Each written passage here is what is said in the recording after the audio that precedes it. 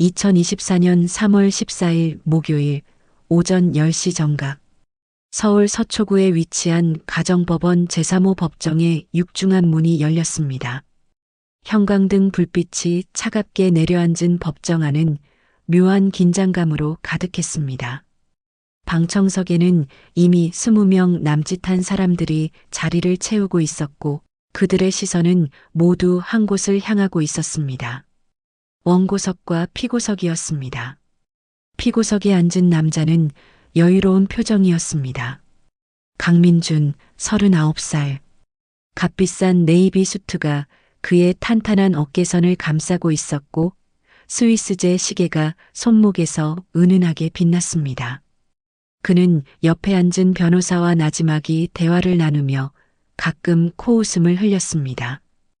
이혼 재판은 예정된 수순이었습니다. 그가 고용한 변호사는 업계에서 손꼽히는 실력자였고 상대편은 변호사조차 제대로 선임하지 못한 무력한 여자였으니까요. 방청석 맨 앞줄에는 60대 중반으로 보이는 여자가 앉아 있었습니다.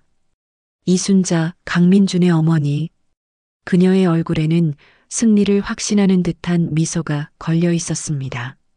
명품 핸드백을 무릎 위에 올려놓은 그녀는 이따금 아들을 바라보며 만족스러운 눈빛을 보냈습니다.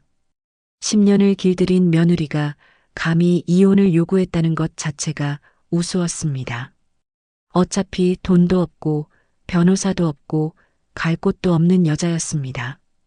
오늘 재판이 끝나면 무릎 꿇고 용서를 빌 것이라고 그녀는 확신했습니다. 반면 원고석의 분위기는 사뭇 달랐습니다. 한지은, 37살. 그녀는 조용히 앉아 서류를 정리하고 있었습니다. 화려하지 않은 검은색 정장, 단정하게 묶은 머리, 화장기 없는 맨 얼굴. 10년간 시댁에서 며느리로, 아니 하녀처럼 살았던 여자의 모습이었습니다. 하지만 그녀의 눈빛만큼은 달랐습니다. 형광등 불빛을 받아 반짝이는 그 눈동자에는 무언가 단단하고 날카로운 것이 서려 있었습니다. 마치 오랜 시간 갈고 닦은 칼날처럼 말이죠. 그녀의 손은 떨리지 않았습니다. 서류를 넘기는 동작도 펜을 쥔 손도 모두 침착했습니다. 10손가락 마디마다 새겨진 희미한 상처들이 형광등 아래 드러났습니다. 접시에 베인 상처, 뜨거운 물에 데인 자국, 머리채를 잡히며 손톱에 긁힌 흔적들. 10년의 시간이 남긴 증거였습니다. 오전 10시 3분 판사가 입장했습니다. 60대 초반의 남성 판사는 단호한 인상이었습니다. 두툼한 안경 너머로 법정을 훑어보는 그의 시선은 날카로웠습니다. 20년 넘게 가정법원에서 근무하며 수천 건의 이혼 사건을 다뤘지만 그의 눈빛은 여전히 진지했습니다. 그는 자리에 앉으며 서류철을 펼쳤습니다. 재판장의 망치 소리가 법정에 울려 퍼졌습니다. 또각, 또각. 그 소리와 함께 방청석의 웅성거림이 잦아들었습니다. 법정 특유의 무거운 침묵이 공간을 채웠습니다. 피고 측 변호사가 일어섰습니다. 50대 초반의 그는 이 바닥에서 30년을 굴렀습니다. 값비싼 정장과 금태 안경이 그의 경력을 대변했습니다. 그는 자신감 넘치는 목소리로 말하기 시작했습니다. 원고는 경제적 능력이 전혀 없다는 것, 정신적으로 불안정하여 제대로 된 판단을 내릴 수 없다는 것, 따라서 이혼 청구는 부당하며 기각되어야 한다는 것. 그의 논리는 매끄러웠고 준비된 서류도 두툼했습니다. 바로 그때였습니다. 조용히 앉아있던 한지은이 천천히 손을 들었습니다. 그 동작은 너무나 자연스러워서 마치 오랜 시간 법정에서 일해온 사람처럼 보였습니다.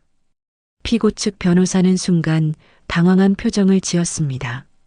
원고에게 변호사가 없다고 들었는데 왜 저렇게 의연한 태도인지 이해할 수 없었습니다. 판사가 고개를 들었습니다. 안경 너머 눈빛이 원고석을 향했습니다. 그는 잠시 서류를 확인하더니 의아한 표정을 지었습니다. 원고 측 변호인 란에는 아무 이름도 적혀 있지 않았습니다. 본인 소송이라는 뜻이었습니다. 변호사 없이 직접 싸우겠다는 무모하거나 혹은 절박한 선택. 하지만 한지은의 태도는 무모함과는 거리가 멀었습니다. 그녀는 침착하게 가방에서 무언가를 꺼내기 시작했습니다. 검은색 서류 가방의 지퍼를 여는 소리가 고요한 법정에 작게 울렸습니다. 가방 안에는 서류들이 빼곡히 들어 있었습니다. 투명 파일에 정리된 문서들, 컬러로 구분된 포스트잇, 날짜별로 분류된 증거 자료들. 그것은 소송 준비가 아니라 전쟁 준비에 가까워 보였습니다. 그녀가 첫 번째 서류를 꺼냈습니다. A사 용지 한 장. 법정의 모든 시선이 그 종이에 쏠렸습니다. 강민주는 무심코 그것을 바라봤다가 얼굴이 굳었습니다. 그의 옆에 앉은 변호사도 미간을 찔끔 찌푸렸습니다. 이순자는 목을 길게 빼고 그 서류를 보려 했지만 거리가 멀어 잘 보이지 않았습니다. 한지은이 서류를 판사에게 제출하며 입을 열었습니다. 그녀의 목소리는 떨리지 않았습니다. 10년간 주눅들어 지내던 며느리의 목소리가 아니었습니다. 또렷하고 정확하고 무게감 있는 목소리였습니다. 그녀는 자신이 변호사라고 말했습니다. 법정이 술렁이기 시작했습니다. 방청객들이 서로를 쳐다보며 수군거렸습니다. 강민준의 입이 벌어졌습니다. 이순자의 얼굴에서 혈색이 사라졌습니다.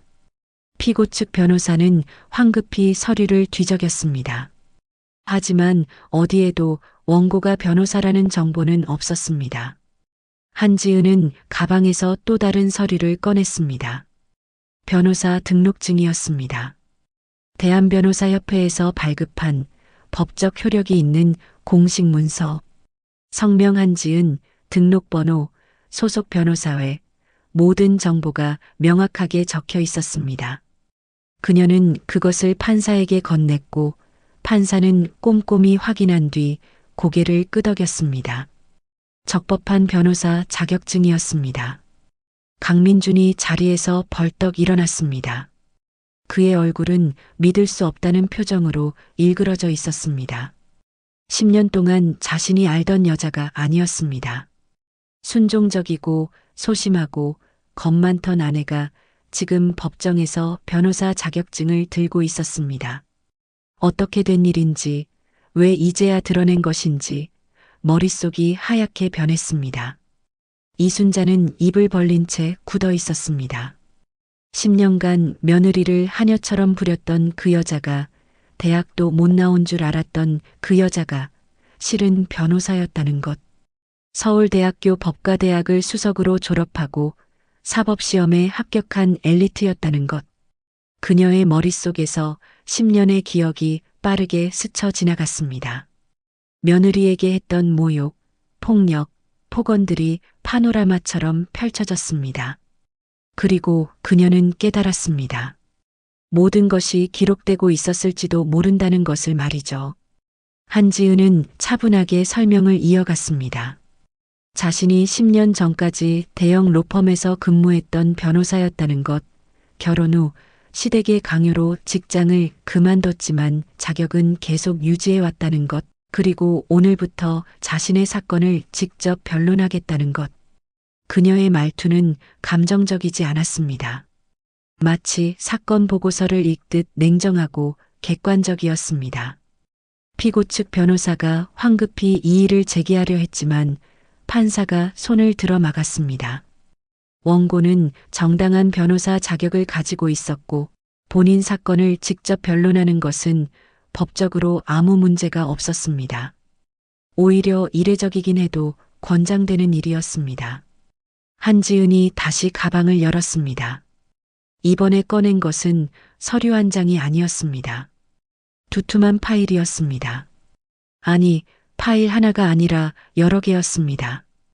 그녀는 그것들을 차례로 책상 위에 올려놓기 시작했습니다. 하나, 둘, 셋, 넷, 다섯 파일이 쌓여갔습니다. 각 파일에는 라벨이 붙어 있었습니다. 외도 증거, 가정폭력 증거, 횡령 증거, 시어머니 폭행 증거, 음성 녹취록. 책상 위에 쌓인 증거 자료의 높이는 30cm가 넘었습니다. 10년의 무게였습니다. 참고 견딘 10년, 증거를 모은 10년, 복수를 준비한 10년의 결과물이었습니다. 강민준의 얼굴에서 여유가 완전히 사라졌습니다. 식은땀이 이마를 타고 흘러내렸습니다. 그는 자신의 변호사를 돌아봤지만 변호사 역시 당황한 표정이었습니다. 예상치 못한 상황이었습니다. 아니, 상상조차 하지 못한 반전이었습니다. 이순자는 손으로 입을 막았습니다. 숨이 막히는 것 같았습니다. 10년 동안 며느리에게 했던 모든 짓이 증거로 남아있을 것이라는 공포가 엄습했습니다. 그녀의 손이 떨리기 시작했습니다. 명품 핸드백이 무릎에서 미끄러져 바닥으로 떨어졌지만 그녀는 죽지도 못했습니다. 한지은은 첫 번째 파일을 펼쳤습니다. 표지에는 피고의 외도 증거 마이너스 2022년 1월부터 2024년 12월까지 총 52회라고 적혀 있었습니다. 그녀는 판사를 바라보며 조용히 하지만 명확하게 말했습니다. 이제부터 10년간 모은 모든 증거를 제출하겠다고 말이죠. 피고의 외도, 가정폭력, 횡령, 그리고 시어머니의 폭행과 모욕까지 하나도 빠짐없이 말입니다. 형광등 불빛이 증거 파일들을 차갑게 비쳤습니다. 법정의 공기가 무거워졌습니다. 방청객들은 숨을 죽이고 다음 장면을 기다렸습니다. 강민준과 이순자는 각자의 자리에서 굳어 있었습니다. 그들의 10년 죄악이 이제 낱낱이 드러날 참이었습니다. 시계 바늘이 오전 10시 15분을 가리켰습니다. 한지은의 복수가 막 시작된 순간이었습니다. 10년을 기다린 복수가 말이죠. 조용히 하지만 완벽하게 준비된 복수가. 그녀의 입가에 희미한 미소가 번졌습니다. 승리를 확신하는 미소가 아니었습니다. 오랜 전쟁이 드디어 시작되었다는 해방감 섞인 미소였습니다. 10년간 억눌렀던 모든 것을 이제 쏟아낼 수 있다는 것이죠. 법정의 시계는 째깍째깍 소리를 내며 돌아갔습니다. 하지만 그 순간 법정 안의 시간은 멈춘 것 같았습니다. 모두가 숨을 죽이고 다음 순간을 기다렸습니다. 10년의 비밀이 밝혀지는 순간을 말이죠. 정의가 실현되는 순간을. 아니, 복수가 완성되는 순간을 말입니다. 2014년 5월 따뜻한 봄날이었습니다. 서울 강남구 테헤란로에 위치한 대형 로펌 정도 법률사무소의 회의실은 축제 분위기였습니다. 신입 변호사 환영회가 한창이었습니다. 넓은 회의실 한쪽 벽면을 가득 채운 유리창 너머로 강남의 고층 빌딩들이 석양빛에 물들어 있었습니다. 테이블 위에는 샴페인 잔들이 반짝였고 정장 차림의 변호사들이 여기저기서 담소를 나누고 있었습니다. 그 중심에 한지은이 있었습니다. 27살 갓 사법연수원을 수료한 그녀는 이날의 주인공이었습니다. 서울대학교 법과대학 수석 졸업, 사법시험 1차 합격, 그리고 로펌이 가장 탐내는 인재. 그녀의 이력서는 완벽했고 앞날은 더욱 찬란해 보였습니다. 회색 정장을 입은 한지은은 선배 변호사들의 축하를 받으며 겸손하게 고개를 숙였습니다. 그녀의 눈은 맑았고 미소는 순수했습니다. 법으로 약자를 돕겠다는 꿈을 안고 여기까지 온 청년의 얼굴이었습니다. 고아원에서 자랐지만 장학금으로 공부했고 아르바이트를 하며 학비를 벌었습니다. 그 모든 고생 끝에 이룬 꿈의 자리였습니다. 바로 그때 회의실 문이 열렸습니다. 한 남자가 들어왔습니다. 강민준, 29살. 로펌에서 3년 차를 맞은 그는 이미 업계에서 주목받는 젊은 변호사였습니다. 185cm의 훤칠한 키, 단정한 헤어스타일, 맞춤 제작한 듯 완벽하게 맞는 차콜 그레이 정장. 무엇보다 그의 눈빛이 인상적이었습니다. 날카로우면서도 자신감이 넘쳤습니다. 승소율 90%라는 화려한 경력의 소유자답게 그의 걸음걸이에는 여유가 묻어났습니다. 민준이 한지은에게 다가왔습니다. 샴페인 잔을 들고 축하의 말을 건넸을 때 두 사람의 시선이 마주쳤습니다. 한지은은 순간 숨이 멎는 것 같았습니다. 드라마에서나 나올 법한 순간이었습니다. 그의 미소가, 목소리가, 눈빛이, 모든 것이 그녀의 가슴을 두근거리게 만들었습니다. 민준 역시 한지은에게서 눈을 떼지 못했습니다. 서울대 수석이라는 경력도 매력적이었지만 무엇보다 그녀의 눈빛이 맑고 순수했습니다. 다른 변호사들에게서는 볼 수 없는, 아직 세상에 물들지 않은 순수함이었습니다. 그날 이후 두 사람은 자주 마주쳤습니다. 같은 층에서 근무했고 때로는 같은 사건을 맡기도 했습니다. 민주는 후배인 한지은에게 업무를 가르쳐 주었습니다. 법정 전략, 서류 작성법, 고객 응대 방식. 그의 가르침은 친절했고 한지은은 열심히 배웠습니다. 밤늦게까지 사무실에 남아 서류를 검토할 때 민주는 커피를 타다 주곤 했습니다. 어려운 사건으로 고민할 때 그는 옆에 앉아 조언을 아끼지 않았습니다. 한지은은 그런 민준이 고마웠고 점점 의지하게 되었습니다. 여름이 되었습니다. 어느 금요일 저녁 야근을 마치고 나온 두 사람은 근처 한강공원을 걷고 있었습니다. 잔잔한 강물에 도시의 불빛이 반짝였고 따뜻한 바람이 불었습니다. 민준이 먼저 고백했습니다.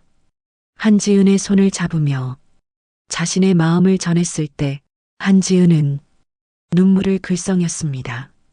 평생 혼자였던 그녀에게 누군가 사랑한다고 말해주는 것은 기적 같은 일이었습니다. 그녀도 그를 사랑했습니다. 두 사람의 연애는 로펌 안에서 공공연한 비밀이 되었습니다. 선배들은 축하해 주었고 동료들은 부러워했습니다. 잘 어울리는 커플이었습니다. 둘 다 뛰어난 변호사였고 서로를 존중했으며 미래에 대한 꿈도 같았습니다. 약자를 위한 변호사가 되겠다는 꿈. 민주는 한지은에게 자주 말했습니다. 돈만 쫓는 변호사가 되고 싶지 않다고, 진짜 정의를 실현하고 싶다고. 한지은은 그런 민준을 존경했습니다. 같은 꿈을 가진 사람을 만났다는 것이 행복했습니다. 가을이 왔습니다. 민준은 한지은을 서울 근교의 작은 레스토랑으로 데려갔습니다. 통유리로 된 레스토랑에서는 단풍 든 산이 한눈에 보였습니다. 촛불이 켜진 테이블, 클래식 음악, 그리고 긴장한 민준의 얼굴. 식사가 끝날 무렵 민준이 주머니에서 작은 상자를 꺼냈습니다. 벨벳 상자를 열자 다이아몬드 반지가 촛불에 반짝였습니다. 민준이 무릎을 꿇었습니다. 한지은의 손을 잡고 청혼했습니다.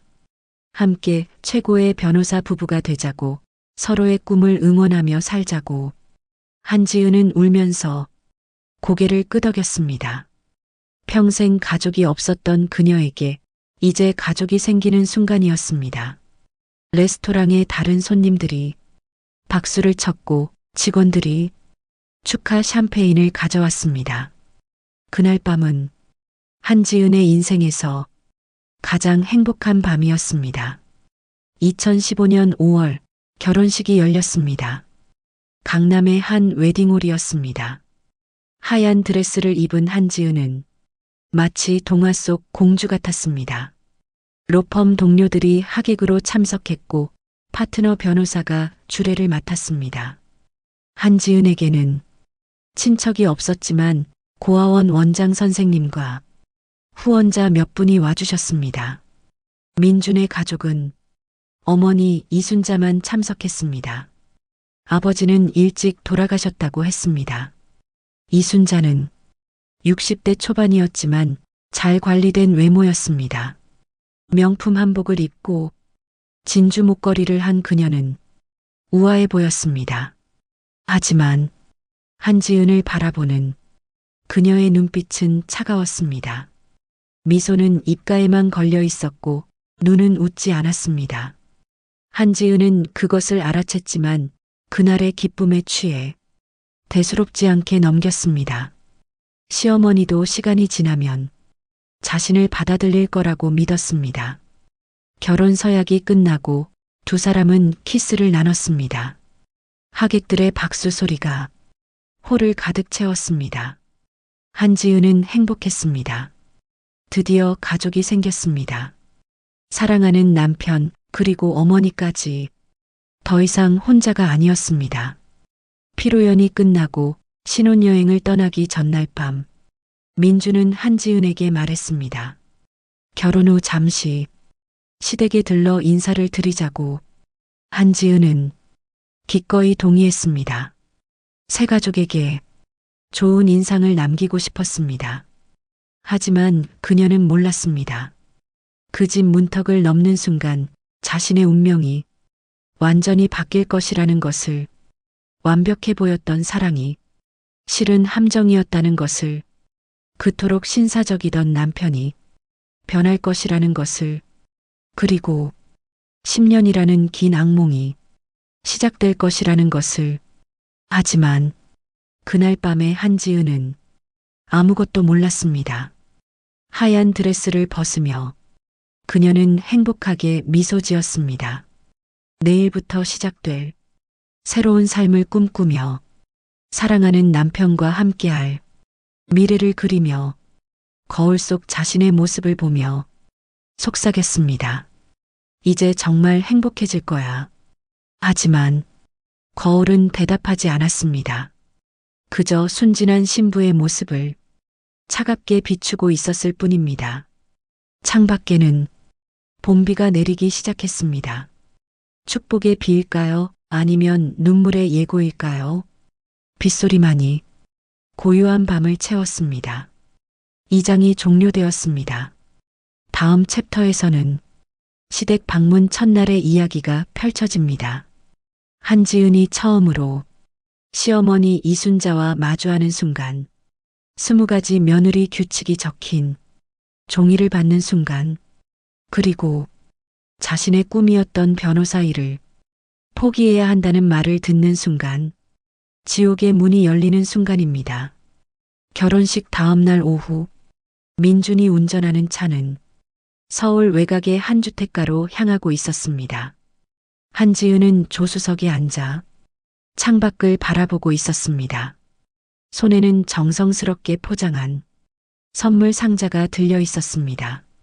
시어머니를 위한 고급 한과 세트였습니다.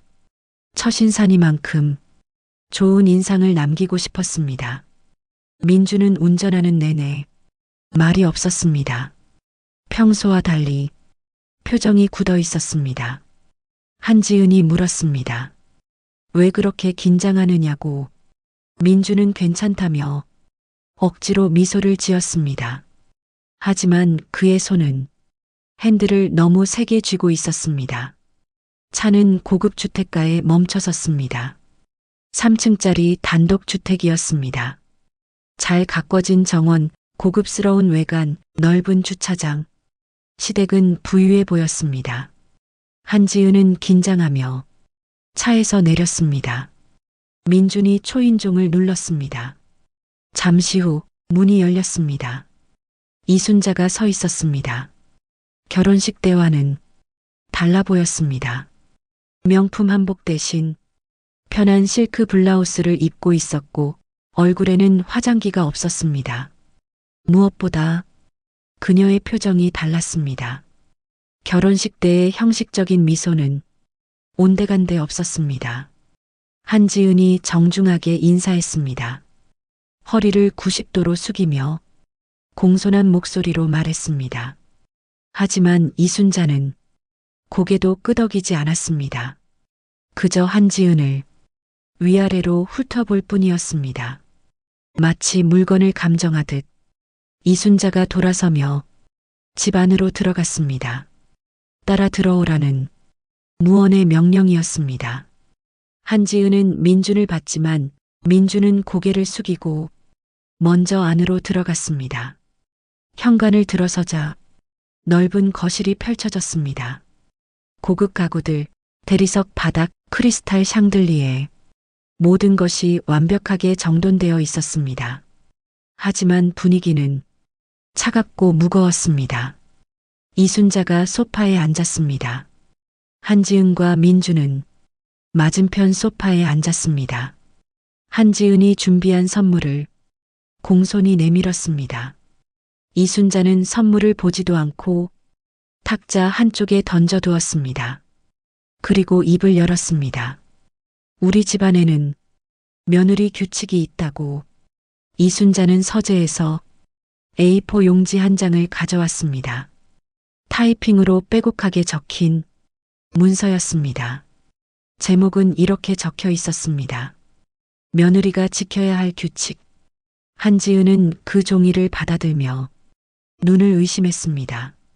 20개의 항목이 번호를 매겨 적혀 있었습니다. 첫 번째 규칙. 시어머니보다 먼저 일어날 것. 새벽 5시 기상. 두 번째 규칙. 아침 식사는 며느리가 준비할 것. 세 번째 규칙. 시어머니 허락 없이 외출 금지. 네 번째 규칙. 직장은 시어머니 판단에 따름. 다섯 번째 규칙. 명절에는 일주일 전부터 시댁 상주. 여섯 번째 규칙. 시어머니 친구 모임 시 시중 들 것. 일곱 번째 규칙. 화장과 옷차림은 단정하게. 화려한 것 금지. 여덟 번째 규칙. 친정 방문은 월 1회로 제한. 아홉 번째 규칙. 아들의 말에 무조건 복종. 열 번째 규칙. 결혼 3년 내 손주 출산. 이어지는 규칙들은 더욱 가혹했습니다. 시어머니 빨래는 손빨래로, 시어머니 발 마사지 매일, 시어머니가 부르면 30분 내 도착, 집안 청소는 매일, 음식은 항상 시어머니 취향으로, 통금 시간 오후 8시, 휴대폰 사용 제한, 친구 만남 사전 보고. 20개 항목을 읽는 동안 한지은의 손이 떨렸습니다. 이것은 규칙이 아니라 노예 계약서였습니다. 한지은이 민준을 봤습니다. 도와달라는 눈빛이었습니다. 하지만 민준은 여전히 고개를 숙이고 있었습니다. 한지은이 조심스럽게 말했습니다. 어머님, 하지만 저는 변호사로 일을 해야 하는데요. 이순자의 얼굴이 차갑게 굳었습니다. 변호사? 며느리가 무슨 변호사냐고 차갑게 말했습니다. 여자는 집안일이나 잘하면 된다고. 특히 며느리는 시어머니 모시는 게 본분이라고. 한지은의 가슴이 무너져 내렸습니다. 10년을 공부해서 이룬 꿈이었습니다. 고아원에서 자라며 홀로 일궈낸 성과였습니다. 그것을 포기하라는 말이었습니다. 한지은이 민준을 다시 봤습니다. 이번엔 간절한 눈빛이었습니다. 제발 뭐라도 말해달라고. 당신이 나를 존중한다고 했잖아. 함께 변호사로 일하자고 했잖아.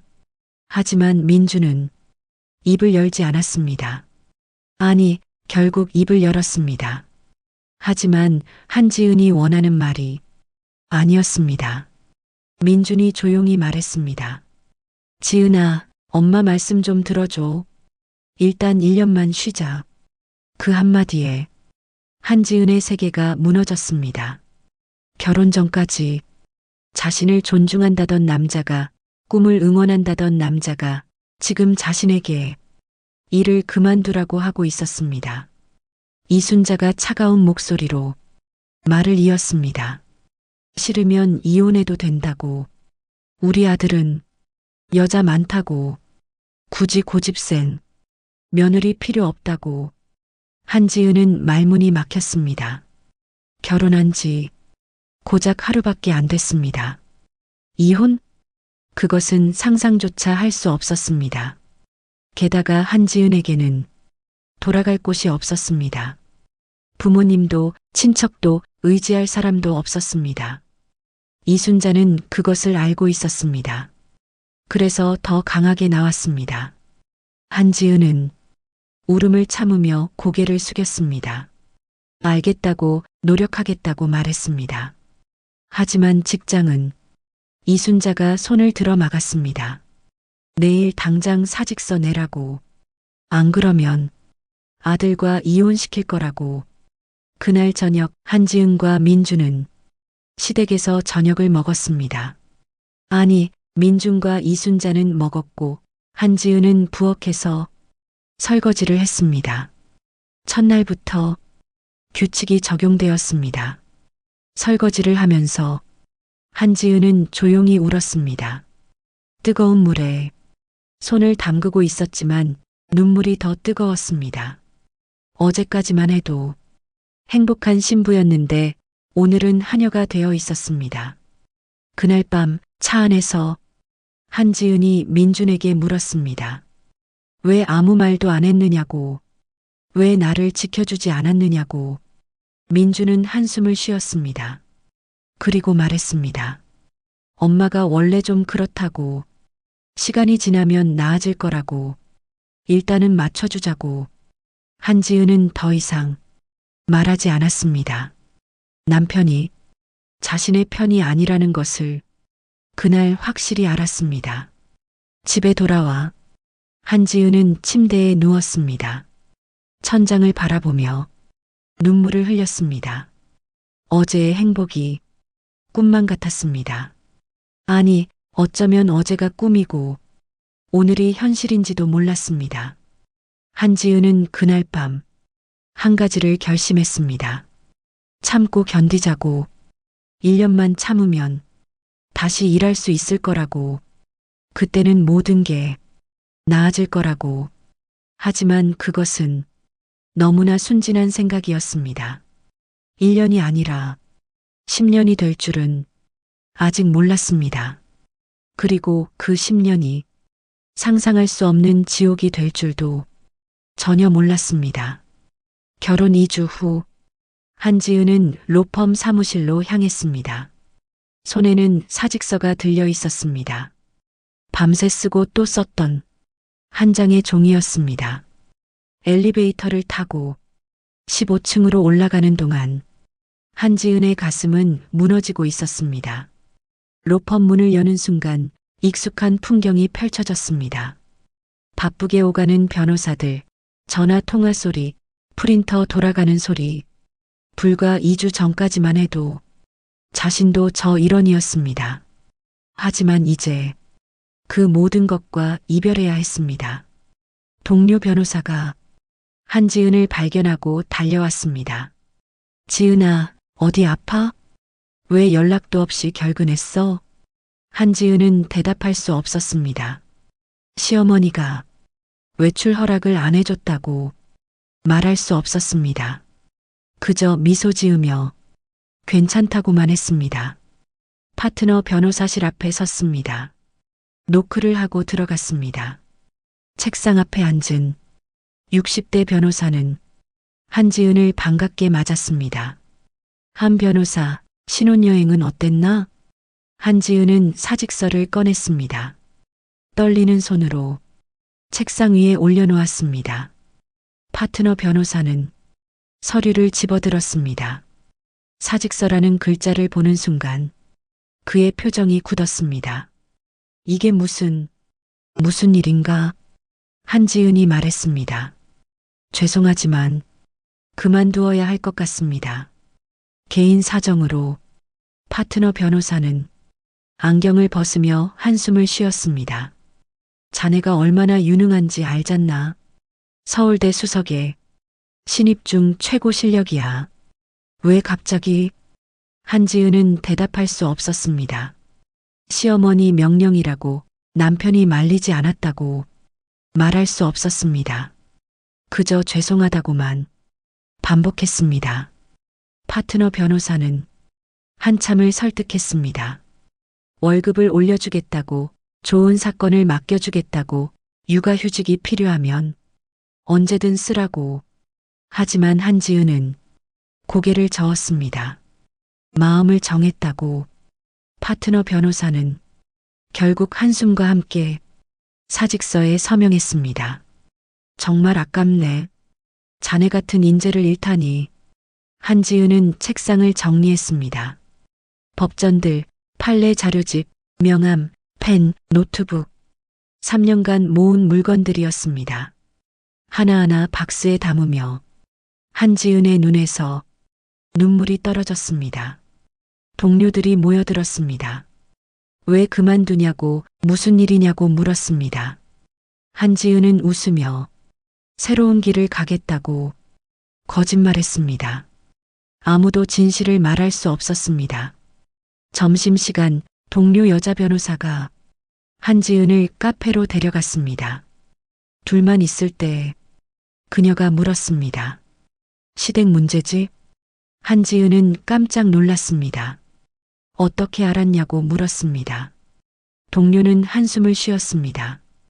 결혼하고 갑자기 사직하는 여자는 대부분 그 이유야. 나도 겪어봐서 알아. 그녀는 자신의 이야기를 했습니다. 결혼 후 시댁의 압박으로 일을 그만두려 했었다고. 하지만 남편이 막아줬다고. 지은아, 내 남편은 뭐래? 한지은은 대답하지 못했습니다. 침묵이 답이었습니다. 동료는 한지은의 손을 잡았습니다. 지은아, 지금이라도 늦지 않았어. 남편한테 다시 말해봐. 이건 내 인생이야. 10년을 공부한 건데. 하지만 한지은은 고개를 저었습니다. 이미 결정했다고. 돌이킬 수 없다고. 그날 오후 한지은은 로펌을 떠났습니다. 박스를 들고 엘리베이터를 타고 내려오는 동안 10년의 노력이 주마등처럼 스쳐갔습니다.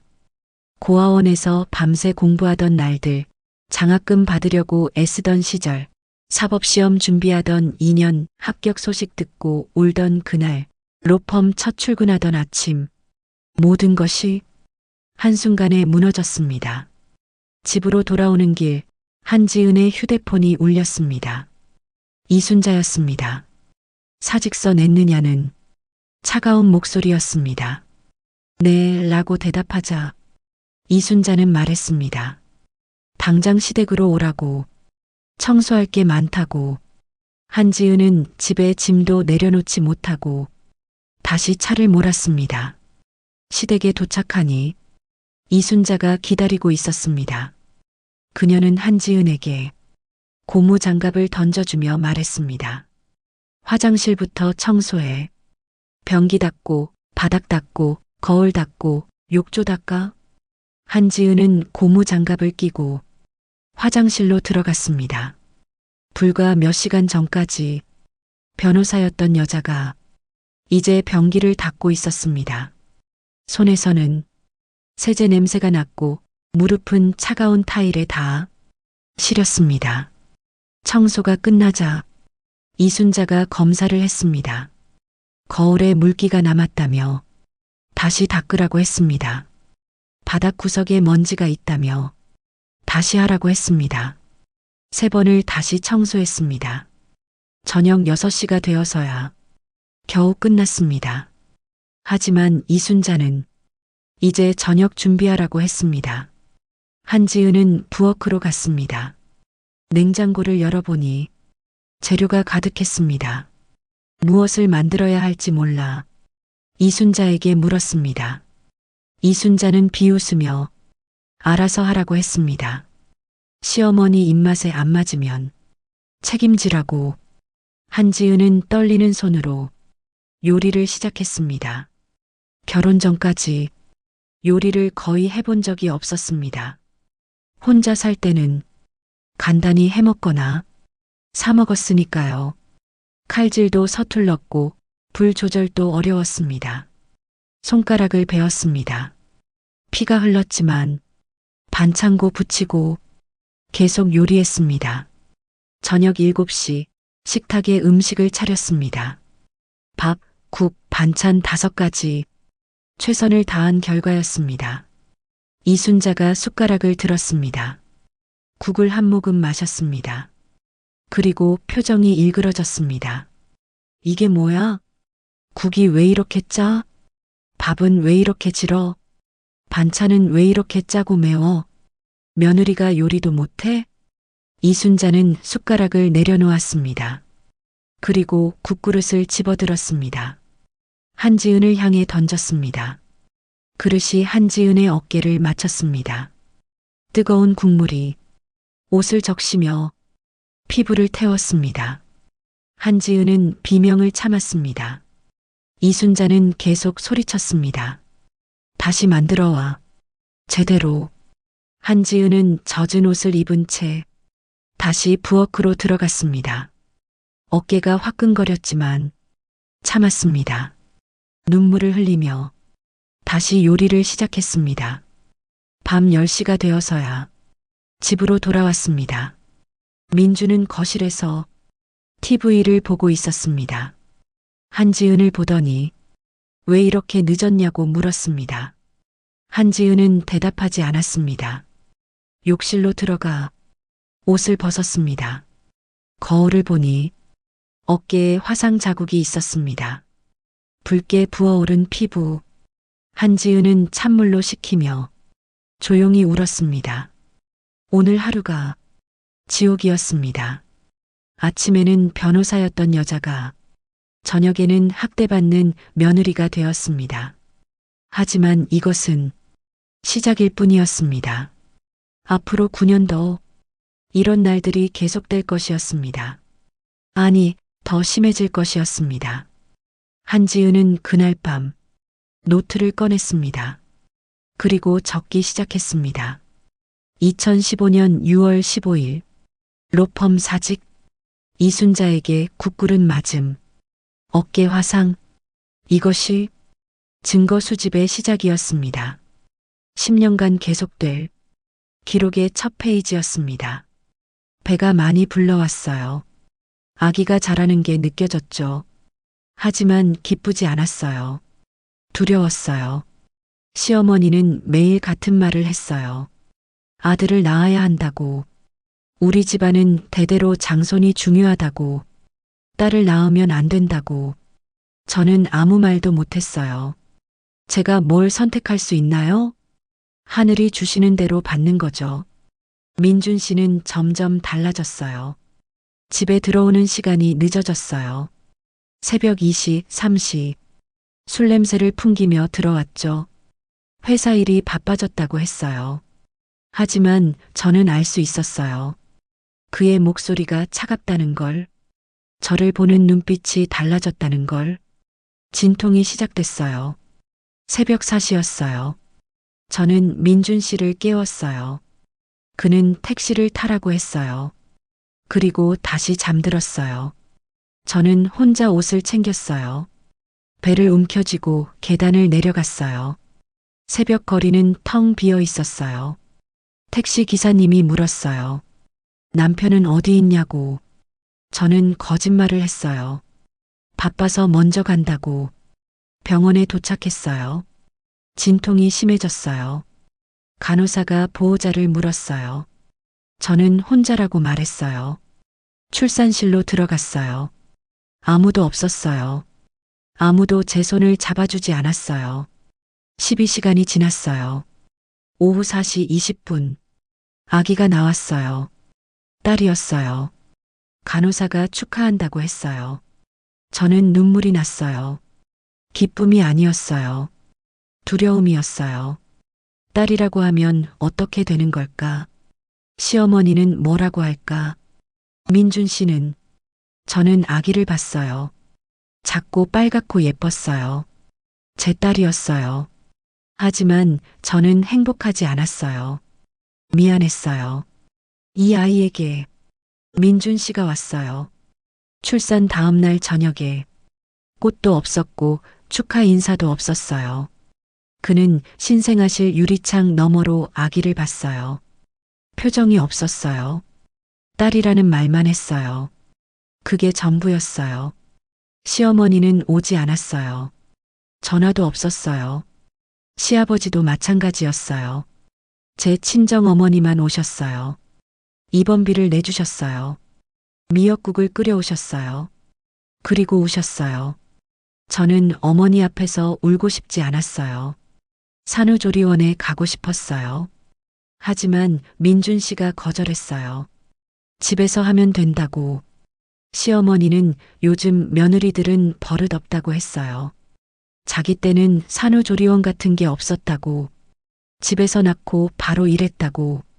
저는 갓난아기를 안고 집으로 왔어요. 아무도 도와주지 않았어요.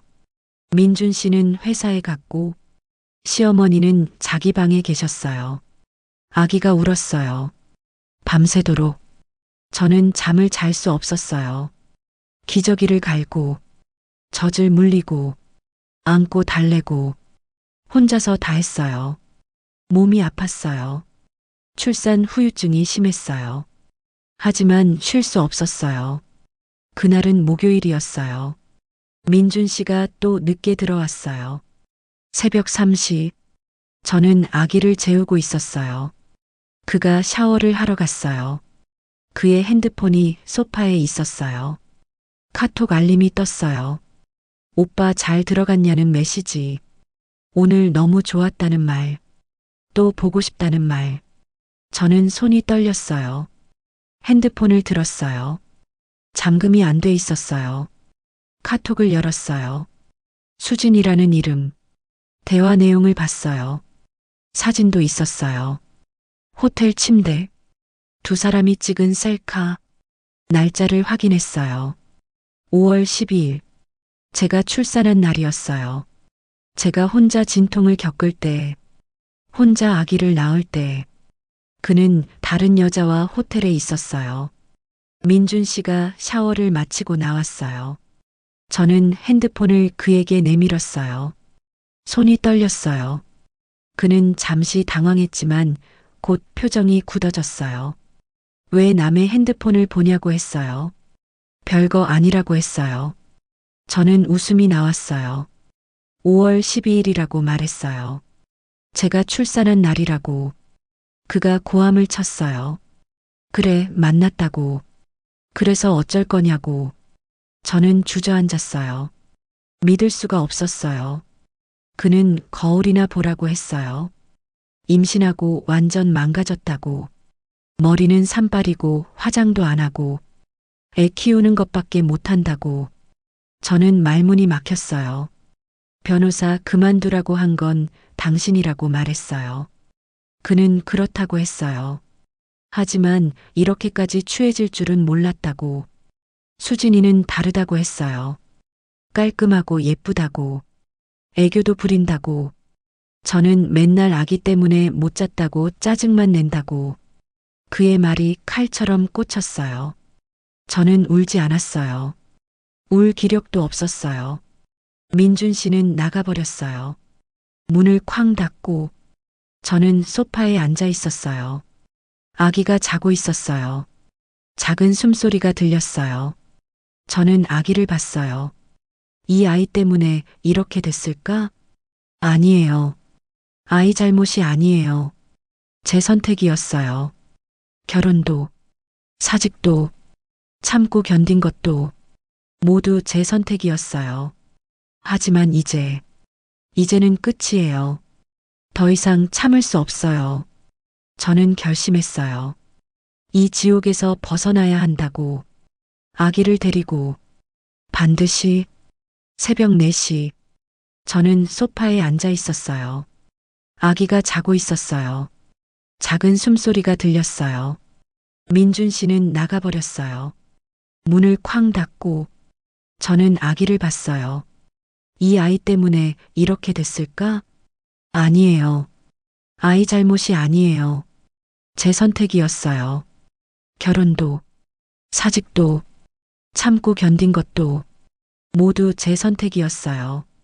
하지만 이제는 끝이에요.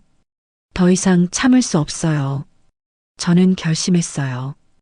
이 지옥에서 벗어나야 한다고. 아기를 데리고 반드시. 그날 아침부터 저는 달라졌어요. 겉으로는 아무것도 변하지 않았어요. 여전히 아침 5시에 일어나 시어머니 아침상을 차렸어요. 여전히 청소하고 빨래하고 설거지했어요. 여전히 순종적인 며느리였어요. 하지만 속으로는 완전히 달라졌어요. 저는 노트를 꺼냈어요. 오래전 로펌에서 쓰던 노트였죠. 첫 페이지를 펼쳤어요. 증거 수집 일지 -1일차. 날짜 2024년 6월 15일. 목적 이혼 소송 및 손해배상 청구. 대상 강민준 남편, 이순자 시어머니. 저는 펜을 들었어요. 10년 전 법대에서 배운 것들이 떠올랐어요. 증거법, 민사소송법, 가정폭력처벌법. 모든 게 기억났어요. 제가 왜 변호사가 되고 싶었는지, 약자를 지키고 싶었던 그 마음이 이제는 저 자신을 지키기 위한 무기가 되었어요. 저는 적기 시작했어요. 증거 수집 계획. 1. 폭언 녹음. 2. 폭행 사진 및 진단서. 3. 외도 증거. 4. 재산 은닉 증거. 5. 경력 단절 강요 증거. 모든 것을 법적 증거로 만들 거예요. 그날부터 저는 움직였어요. 첫 번째, 녹음기를 샀어요. 작고 눈에 띄지 않는 것으로. 거실 화분 뒤에 하나, 주방 찬장 안에 하나, 안방 서랍 속에 하나, 총 3개를 설치했어요. 시어머니가 말했어요. 이 쓸모없는 거사, 밥이 왜 이렇게 짜? 저는 고개를 숙였어요. 죄송합니다. 하지만 속으로는 웃고 있었어요. 녹음기가 돌아가고 있었거든요. 저녁 식사 시간이었어요. 시어머니가 국그릇을 들어 올렸어요. 이딴 음식을 누가 먹어? 국그릇이 날아왔어요. 제 어깨를 스쳤어요. 뜨거운 국물이 옷을 적셨어요. 아, 민준 씨는 옆에서 밥을 계속 먹고 있었어요. 아무 말도 없었어요. 저는 참았어요. 화장실로 갔어요. 옷을 벗었어요. 어깨에 화상이 있었어요. 저는 핸드폰을 꺼냈어요. 사진을 찍었어요. 날짜와 시간이 나오게 여러 각도에서. 그리고 화상 부위를 찬물로 식혔어요. 증거 수집 일지 -3일차. 날짜 2024년 6월 17일. 가해자 시어머니 이순자. 행위 국그릇 투척으로 화상상해. 증거사진 7장 촬영 완료. 증인 남편 강민준 목격했으나 방관. 다음날 병원에 갔어요. 아기를 데리고. 의사 선생님이 물었어요. 어떻게 다치셨어요? 요리하다가 실수로. 거짓말이었어요. 하지만 진단서는 받았어요. 화상 2도. 2주 치료 소견. 진단서를 받아들고 나왔어요. 봉투에 넣어 숨겨뒀어요. 언젠가 법정에서 쓸 거예요. 두 번째, 민준 씨의 외도를 추적하기 시작했어요. 그는 매주 금요일 밤 늦게 들어왔어요. 회사 야근이라고 했죠. 하지만 저는 알고 있었어요. 어느 날 저녁, 민준 씨가 샤워하는 동안 저는 그의 차 열쇠를 가져왔어요. 주차장으로 내려갔어요. 차 트렁크를 열었어요. 작은 GPS 추적기를 달았어요. 인터넷에서 산 거예요. 이제 그가 어디를 가든 알 수 있어요. 그날 밤, 민준 씨가 나갔어요. 저는 핸드폰을 켰어요.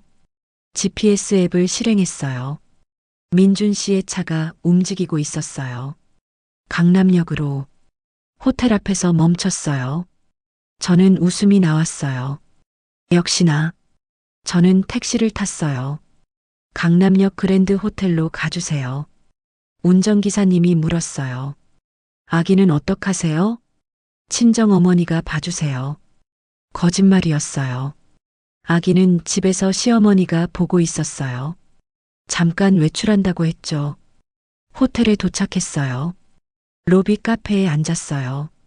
선글라스를 끼고 30분 후 민준 씨가 나타났어요. 옆에 젊은 여자가 있었어요. 임서아, 로펌 후배 변호사. 두 사람은 손을 잡고 있었어요. 엘리베이터에 올랐어요. 저는 핸드폰을 꺼냈어요. 사진을 찍었어요. 연속으로 들어가는 장면, 손잡은 장면, 날짜와 시간이 모두 나오게 1시간 30분이 지났어요. 두 사람이 다시 로비로 내려왔어요. 민준 씨가 서아의 이마에 키스했어요. 로비 한가운데서 당당하게 저는 사진을 찍었어요. 이것도 증거예요. 집으로 돌아왔어요. 민준 씨보다 먼저 시어머니가 물었어요. 어디 갔다 와? 마트 다녀왔어요. 손에는 마트 봉투가 있었어요.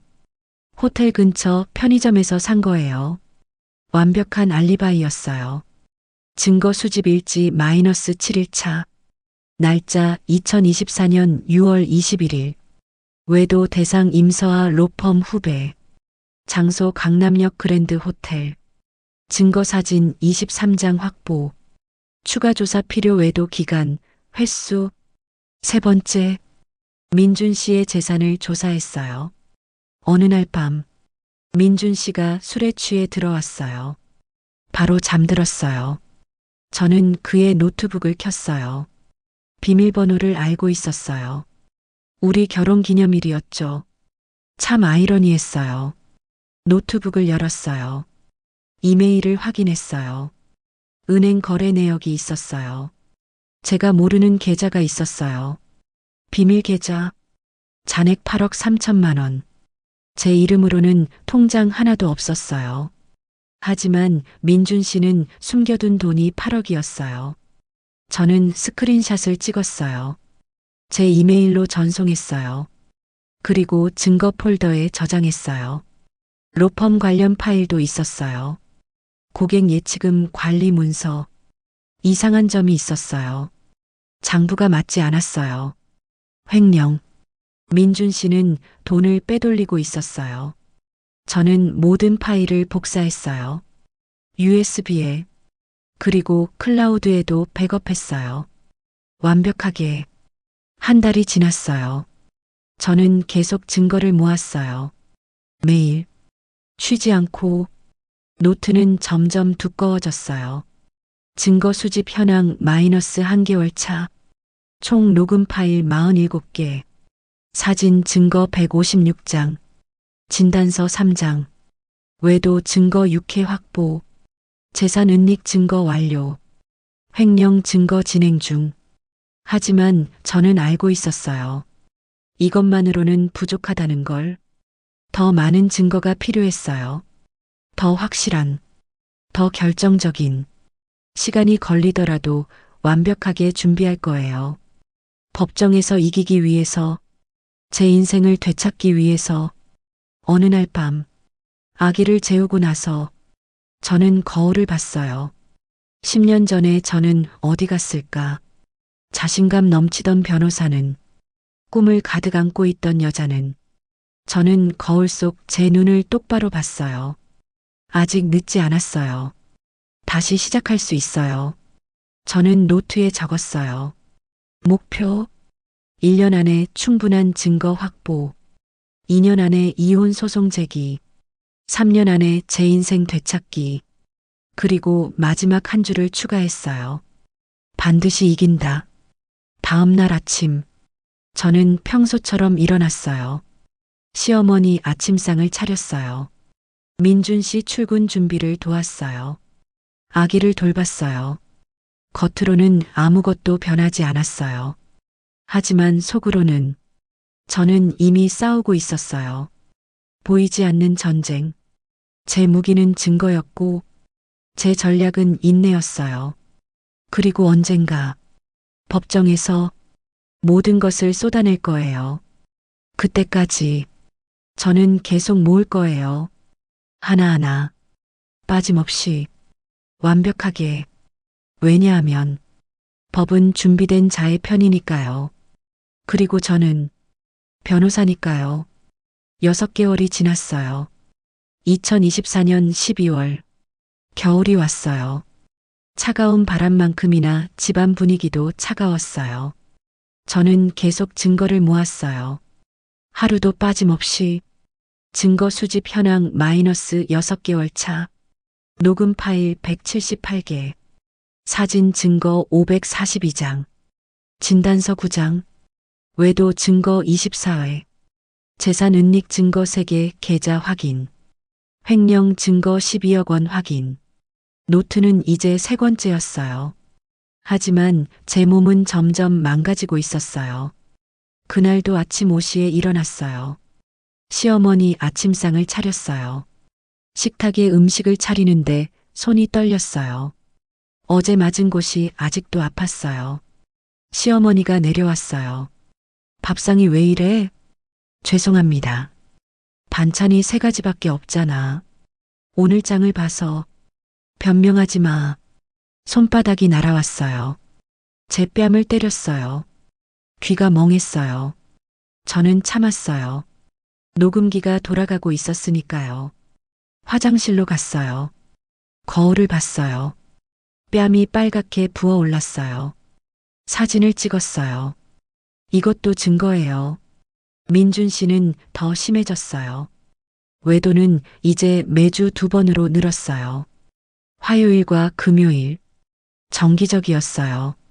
어느 화요일 밤 민준 씨가 또 나갔어요. 회사 회식이라고 했죠. 저는 GPS를 확인했어요. 청담동 오피스텔. 새로운 장소였어요. 저는 주소를 적었어요. 인터넷으로 검색했어요. 그 오피스텔 주인이 누군지. 강민준. 민준 씨 명의였어요. 제가 모르는 집이 또 있었어요. 외도를 위한 집. 저는 웃음이 나왔어요. 울음인지 웃음인지 모르겠었어요. 다음 날, 저는 그 오피스텔에 갔어요. 아기를 유모차에 태우고 건물 앞에 섰어요. 경비실에 물었어요. 죄송한데요. 1502호 강민준 씨 계시나요? 아, 강 변호사님요? 지금 안 계신데요. 그럼 자주 오시나요? 네, 일주일에 2~3번. 혼자 오세요? 경비원이 이상한 눈으로 봤어요. 여자분이랑 같이 오시던데요. 아, 네. 감사합니다. 저는 나왔어요. 충분했어요. 이것도 증거가 될 거예요. 그날 밤, 민준 씨가 늦게 들어왔어요. 새벽 2시. 샤워를 하고 나왔어요. 저는 침대에 누워 있었어요. 잠든 척. 민준 씨가 누웠어요. 저는 눈을 떴어요. 민준 씨의 셔츠를 봤어요. 립스틱 자국이 있었어요. 목 부분에. 저는 일어났어요. 조용히 셔츠를 가져왔어요. 비닐봉투에 넣었어요. 밀봉해서 DNA 증거가 될 수도 있으니까요. 크리스마스가 다가왔어요. 집안은 아무도 신경 쓰지 않았어요. 장식도 없었고 트리도 없었어요. 저는 아기에게 작은 선물을 샀어요. 딸랑이 하나. 제 돈으로는 그게 전부였어요. 크리스마스 이브. 민준 씨가 말했어요. 오늘 회사 송년회야. 네. 늦을 것 같아. 조심히 다녀오세요. 민준 씨가 나갔어요. 저는 알고 있었어요. 송년회는 거짓말이라는 걸. GPS를 확인했어요. 역시나 청담동 오피스텔로 갔어요. 저는 코트를 입었어요. 아기를 안았어요. 시어머니에게 말했어요. 잠깐 편의점 다녀올게요. 이 밤에 애 데리고. 기저귀가 떨어졌어요. 시어머니는 관심 없었어요. 저는 나왔어요. 택시를 탔어요. 청담동으로. 오피스텔 앞에서 내렸어요. 추웠어요. 아기를 꼭 안았어요. 미안했어요. 이 추운 날 데리고 나와서 1시간을 기다렸어요. 로비 벤치에 앉아서 드디어 나타났어요. 민준 씨와 임서아. 두 사람은 웃으며 이야기하고 있었어요. 행복해 보였어요. 민준 씨가 서아를 안았어요. 키스했어요. 로비에서 당당하게. 저는 사진을 찍었어요. 연속으로 플래시 없이. 아기가 울었어요. 저는 아기를 달랬어요. 조용히. 두 사람은 차에 올랐어요. 민준 씨 차였어요. 저는 차 번호판도 찍었어요. 날짜와 시간이 모두 나오게. 집으로 돌아왔어요. 아기는 울다 지쳐 잠들었어요. 저도 지쳤어요. 하지만 멈출 수 없었어요. 증거 수집 일지 마이너스 2024년 12월 24일. 외도 증거 추가 확보.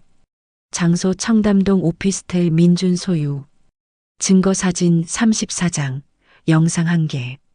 추가 조사 오피스텔 구매 시기, 자금 출처. 새해가 밝았어요. 2025년 1월. 아무것도 달라지지 않았어요. 아니, 더 나빠졌어요. 시어머니의 폭력이 심해졌어요. 어느 날 점심, 제가 만든 찌개를 먹다가 시어머니가 소리쳤어요. 이게 무슨 맛이야? 냄비를 들어 올렸어요. 제게 던졌어요. 저는 피했어요. 하지만 뜨거운 국물이 제 팔에 튀었어요. 아, 제대로 요리도 못하는 게. 민준 씨는 옆에서 신문을 보고 있었어요. 아무 말도 없었어요. 저는 화장실로 갔어요. 팔을 찬물에 씻었어요. 물집이 생겼어요. 사진을 찍었어요. 그리고 병원에 갔어요. 진단서를 받았어요. 화상 2도, 3주 치료 소견. 의사 선생님이 물었어요. 자주 다치시네요. 네. 혹시 집에서 괜찮습니다. 선생님은 더 묻지 않았어요. 하지만 눈빛은 알고 있는 것 같았어요. 어느 날 밤, 민준 씨가 술에 취해 들어왔어요. 심하게 취했어요. 야, 한지은. 네. 넌 왜 이렇게 쓸모가 없어? 로펌 그만두라고 해서 그만뒀더니 집안일도 제대로 못하고 애도 하나밖에 못 낳고 그것도 딸이고. 민준 씨가 다가왔어요. 손을 들었어요. 저는 피하려고 했어요. 하지만 늦었어요. 주먹이 제 배를 강타했어요. 숨이 막혔어요. 바닥에 쓰러졌어요. 민준 씨가 제 머리채를 잡았어요. 똑바로 살아, 이년아. 던졌어요. 제 머리가 벽에 부딪혔어요. 정신이 아득해졌어요. 민준 씨는 방으로 들어가 버렸어요. 저는 바닥에 누워 있었어요. 움직일 수 없었어요. 얼마나 지났을까요? 정신을 차렸어요. 온몸이 아팠어요. 저는 일어났어요. 거울을 봤어요. 입술이 터져 있었어요. 이마에 멍이 들었어요. 저는 핸드폰을 꺼냈어요. 사진을 찍었어요. 울면서 이것도 증거예요. 꼭 필요한 증거예요. 다음 날 새벽, 저는 응급실에 갔어요. 뇌진탕 검사를 받았어요. 다행히 큰 문제는 없었어요. 하지만 진단서를 받았어요. 두부 타박상, 전치 2주. 이제 진단서가 10장이 넘었어요. 집으로 돌아오는 길, 저는 생각했어요. 언제까지 이렇게 살아야 할까? 언제까지 증거를 모아야 할까? 언제면 충분할까? 하지만 저는 알고 있었어요. 아직은 때가 아니라는 걸, 더 완벽해야 한다는 걸. 한 번의 기회밖에 없으니까요. 법정에서 이기려면 모든 증거가 완벽해야 하니까요. 2월 어느 날, 저는 민준 씨의 노트북을 다시 확인했어요. 새로운 파일이 있었어요. 이메일. 로펌 고객과 주고받은 이메일이었어요. 돈을 빼돌린 증거가 명확했어요. 고객 A 예치금 5억 원, 실제 입금 3억 원, 차액 2억 민준 개인 계좌로. 저는 모든 이메일을 저장했어요. 스크린샷도 찍었어요. PDF로도 저장했어요. 클라우드에 백업했어요. 완벽하게. 증거 수집 현황 -8개월 차. 녹음 파일 247개. 사진 증거 891장. 영상 증거 13개. 진단서 12장. 외도 증거 31회. 재산 은닉 총 15억 원 확인. 횡령 증거 12억 원 확보. 위증교사 시어머니 3건 확인. 이제 거의 다 모았어요. 조금만 더 참으면 법정에서 모든 걸 쏟아낼 수 있어요. 어느 날 밤, 아기를 재우고 난 후, 저는 노트를 펼쳤어요. 마지막 페이지에 적었어요. 최종 목표 1. 이혼 승소 2. 위자료 10억 원 3. 재산 분할 50% 4. 민준과 시어머니 형사처벌. 그리고 마지막 줄. 3개월 후 이혼 소송 제기. 드디어 끝이 보이기 시작했어요. 지옥의 끝이, 새로운 시작이. 2025년 3월 1일. 저는 가정법원에 갔어요. 손에는 두꺼운 서류 봉투가 있었어요. 심장이 뛰었어요. 10개월간 모은 모든 증거가 들어 있었어요. 창구 직원이 물었어요. 어떤 소송이신가요? 이혼 소송입니다. 소송 대리인은 제가 직접 하겠습니다. 변호사이신가요? 네. 저는 변호사 등록증을 내밀었어요. 직원이 놀란 표정을 지었어요. 본인 소송이시군요. 네. 서류를 접수했어요. 원고 한지은, 피고 강민준.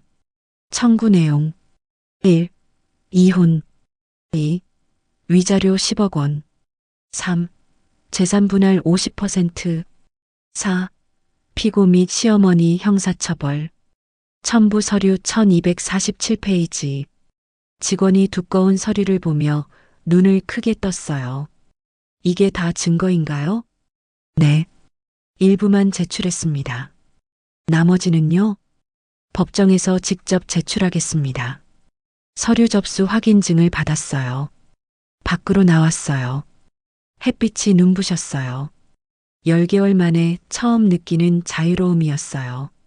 그날 저녁, 민준 씨에게 소장이 배달되었어요. 우편으로. 저는 거실에 앉아 있었어요. 민준 씨가 퇴근했어요. 우편물을 보더니 얼굴이 굳었어요. 이게 뭐야?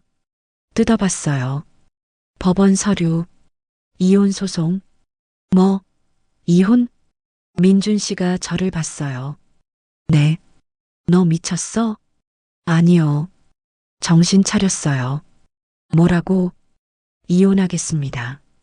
민준 씨가 웃었어요. 비웃는 웃음이었어요. 이혼? 넌 돈도 없고 직장도 없잖아. 이혼하면 넌 거리에 나앉는 거야. 아기는 누가 키워? 저는 침착하게 말했어요. 법정에서 뵙죠. 뭐? 그때 모든 걸 말씀드리겠습니다. 민준 씨가 다가왔어요. 화가 나 있었어요. 손을 들려고 했어요. 저는 한 발짝 뒤로 물러섰어요. 폭행은 형사처벌 대상입니다. 뭐? 녹음 중입니다. 저는 핸드폰을 보여줬어요. 녹음 앱이 실행되어 있었어요. 민준 씨가 당황했어요. 너. 시어머니가 방에서 나왔어요. 무슨 소리야?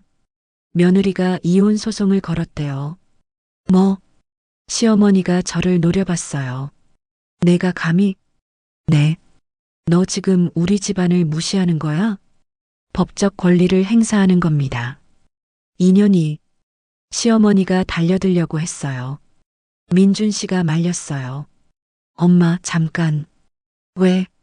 전현이 뭔가 준비한 것 같아. 민준 씨는 예리했어요.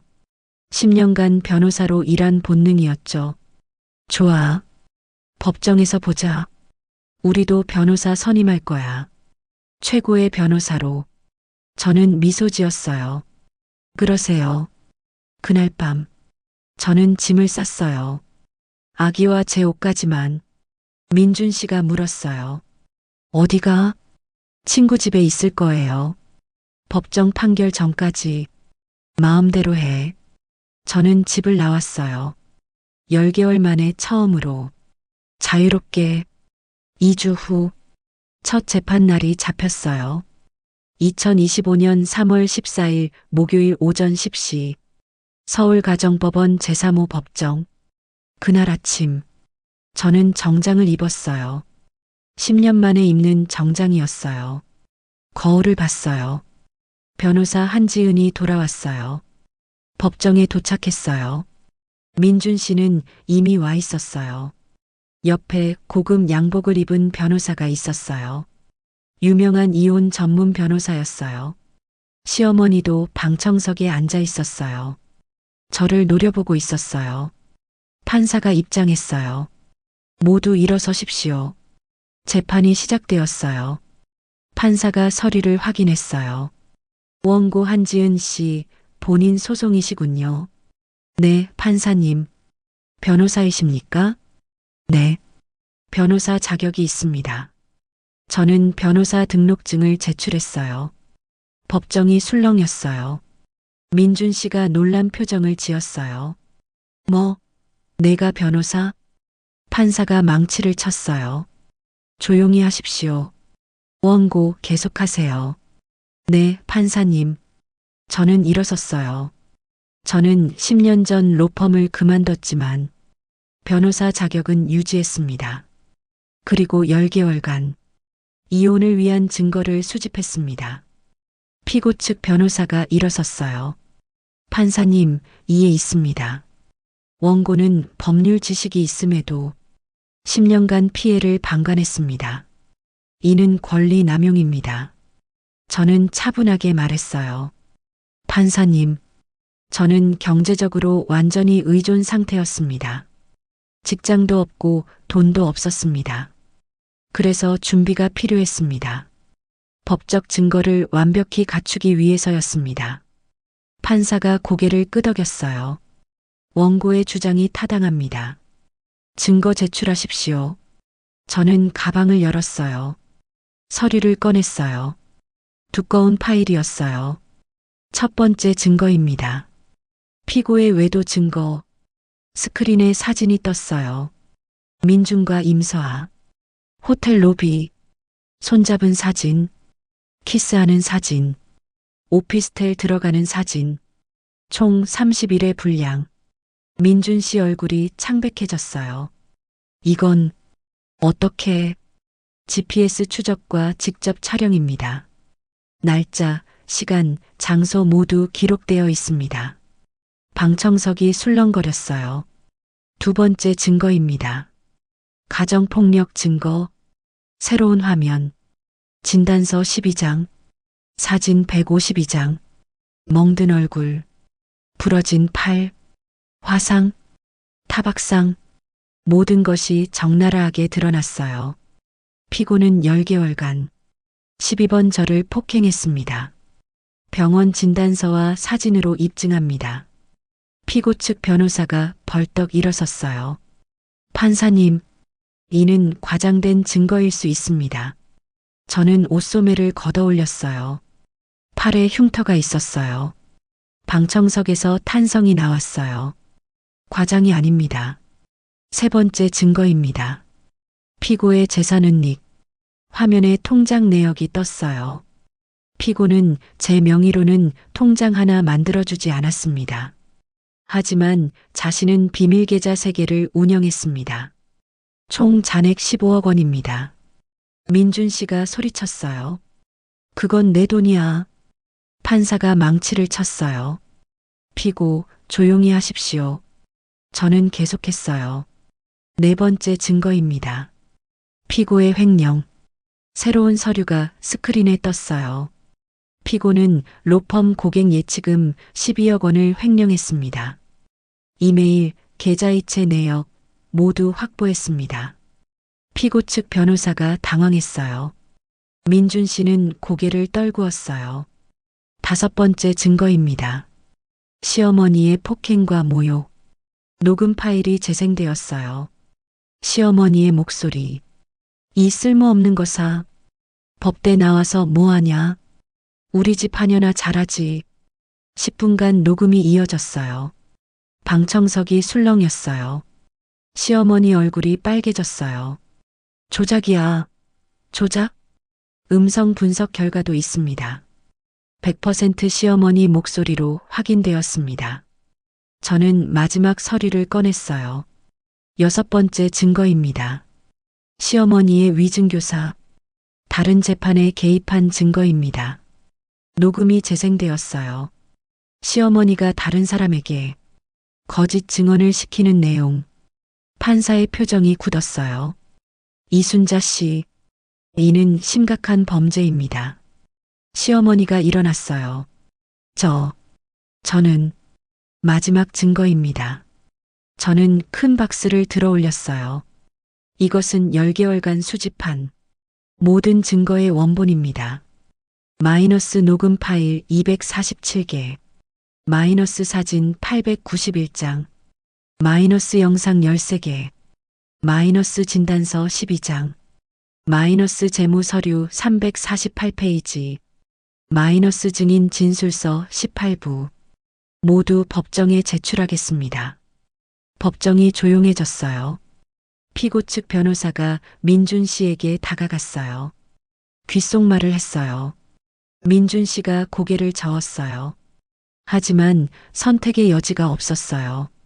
판사가 말했어요. 30분 휴정하겠습니다. 양측은 협의하시기 바랍니다. 휴정 시간. 피고 측 변호사가 제게 다가왔어요. 한 변호사님, 합의하시죠. 피고 측에서 요구 조건을 모두 수용하겠습니다. 위자료 10억, 재산 분할 50%, 양육권도 원고에게, 대신 형사고소는 취하해 주십시오. 저는 고개를 저었어요. 안 됩니다. 한 변호사님, 10개월이 아닙니다. 10년입니다. 10년간 당한 고통에 대한 대가는 돈만으로 해결되지 않습니다. 법대로 처벌받아야 합니다. 변호사는 한숨을 쉬었어요. 재판이 재개되었어요. 판사가 판결문을 읽기 시작했어요. 피고 강민준에 대한 판결을 선고합니다. 첫째, 이혼을 허가합니다. 둘째, 피고는 원고에게 위자료 10억 원을 지급할 것. 셋째, 재산 분할은 원고 70%, 피고 30%로 합니다. 넷째, 양육권은 원고에게, 양육비는 월 300만 원. 다섯째, 피고의 횡령 사실을 검찰에 통보합니다. 민준 씨가 고개를 떨구었어요. 피고 이순자에 대한 판결을 선고합니다. 폭행죄, 모욕죄, 강요죄로 징역 2년을 선고합니다. 위증교사죄로 추가 징역 1년, 총 3년 실형을 선고합니다. 시어머니가 쓰러졌어요. 안 돼, 안 돼. 판사가 망치를 쳤어요. 이상으로 판결을 마칩니다. 저는 일어섰어요. 10년 만에 자유를 얻었어요. 법정 밖으로 나왔어요. 햇빛이 눈부셨어요. 친구가 달려왔어요. 지은아, 이겼어. 우리는 얼싸안고 울었어요. 고생했어. 정말. 그날 저녁, 저는 작은 원룸에 앉아 있었어요. 아기가 자고 있었어요. 평화로웠어요. 휴대폰이 울렸어요. 이메일이었어요. 로펌에서 온 거였어요. 복직 제안. 파트너 변호사로. 저는 답장을 썼어요. 감사하지만 거절합니다. 저는 제 사무실을 차릴 겁니다. 3개월 후 강남의 작은 사무실이 열렸어요. 한지은 법률사무소, 마이너스 가정폭력 피해자 무료 상담, 마이너스 이혼 전문, 마이너스 여성 인권 보호. 첫 의뢰인이 들어왔어요. 젊은 여성이었어요. 얼굴에 멍이 있었어요. 저 남편한테 맞았는데 이혼하고 싶은데 돈이 없어서 저는 그녀의 손을 잡았어요. 괜찮아요. 제가 도와드릴게요. 무료로. 정말요? 네. 저도 당신과 같았거든요. 그녀의 눈에서 눈물이 흘렀어요. 감사합니다. 저는 미소 지었어요. 이제 시작이에요. 제 새로운 시작이. 그리고 같은 고통을 겪는 사람들을 돕는 시작이. 법은 준비된 자의 편입니다. 그리고 저는 준비했습니다. 완벽하게